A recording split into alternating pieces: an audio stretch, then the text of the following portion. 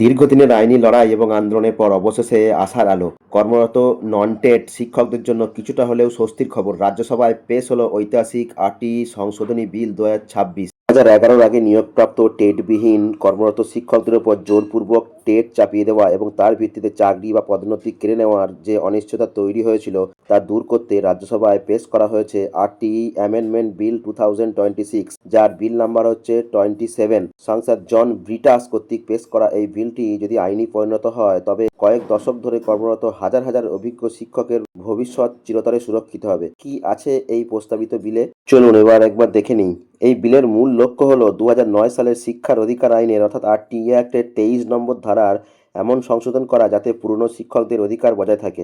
দেখুন এখানে দেখাচ্ছি, no teacher who was appointed to a school prior to the commencement of this act in accordance with the recruitment rules, qualification and procedures then in force shall be required to acquire any additional qualification as notified before the commencement of the right of children to free and compulsory education act। অর্থাৎ এই আইন কার্যকর হওয়ার আগে যারা বৈধভাবে নিয়োগ পেয়েছেন তাদের পদোন্নতি বা চাকরির ধারাবাহিকতা বজায় রাখার জন্য নতুন করে কোনো অতিরিক্ত যোগ্যতা যেমন টেট উত্তীর্ণ হওয়া অর্জন করতে বাধ্য করা যাবে। এই বিলের মূল জায়গাগুলো আমি এখন আপনাদেরকে দেখাচ্ছি। দেখুন এখানে 5 নাম্বার যে পয়েন্ট রয়েছে, the requirement of passing any test or such other additional qualifications as may be prescribed under this act shall only prospectively and only to appointments made after the commencement of this act or after such prospective date as may be notified by the appropriate government। অর্থাৎ বিলের ধারা 23(5) অনুযায়ী TET বা অন্য কোনো শিক্ষাগত যোগ্যতা শুধুমাত্র নতুন নিয়োগের ক্ষেত্রে প্রযোজ্য হবে। পুরনো শিক্ষকদের উপর এটি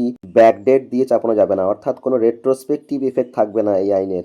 যেটা হবে সেটা হবে prospect. No teacher appointed or in position prior to the commencement of this act or the date notified by the appropriate government under subsection 5 above shall be subjected to compulsory retirement, termination, denial of promotion or any other adverse service consequences solely on the ground of failure to pass or non-acquisition of any test or such other additional qualification respectively as may be prescribed under this act। TET pass না করার কারণে কোনো শিক্ষককে বাধ্যতামূলক অবসর বা চাকরিচ্যুতি বা পদোন্নতি থেকে বঞ্চিত করা যাবে না। The appropriate government shall prescribe guidelines for professional upgradation, training and capacity building of teachers appointed or in position prior to the commencement of this act without linking such measures to service security or promotional eligibility।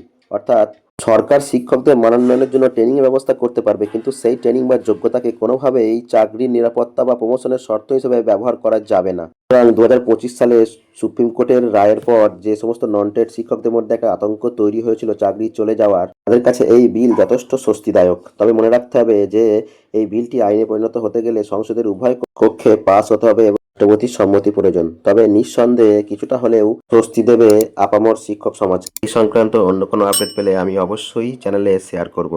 ধন্যবাদ।